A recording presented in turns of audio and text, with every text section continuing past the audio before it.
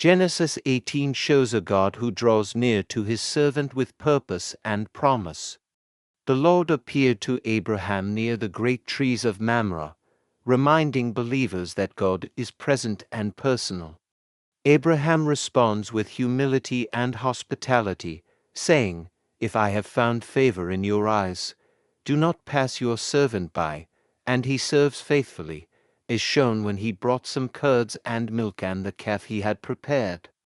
God then speaks a promise that seems impossible, declaring, "Is anything too hard for the Lord?" Finally, God reveals his just and merciful character, saying, "Shall I hide from Abraham what I am about to do?"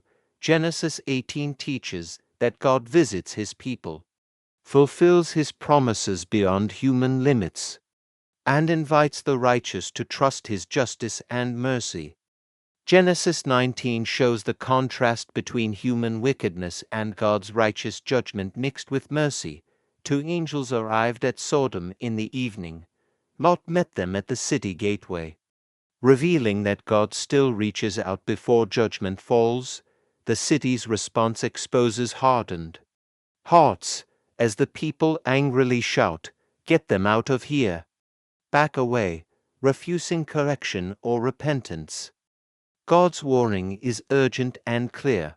Flee for your lives, don't look back. Salvation requires immediate obedience and a clean break from sin.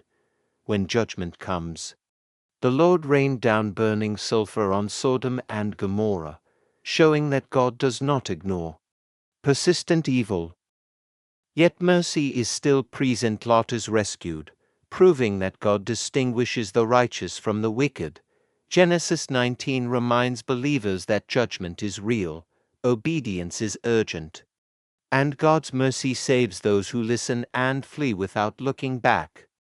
Genesis 20 reveals God's faithfulness in protecting his covenant, even when human fear leads to failure. Abraham repeats his claim, "She is my sister," placing Sarah in danger, yet God intervenes directly. He warns Abimelech in a dream, saying, "You are as good as dead because of the woman you have taken. She is a married woman." Though innocent, Abimelech is restrained by God, who declares, "I have kept you from sinning against me." God commands restoration and affirms Abraham's role, saying, "Return the man's wife, for he is a prophet, and he will pray for you and you will live." When Abraham prays, God heals Abimelech's household. Genesis 20 teaches that God guards his promises, restrains sin by his grace, and brings healing when repentance and obedience follow, even when his servants fall short.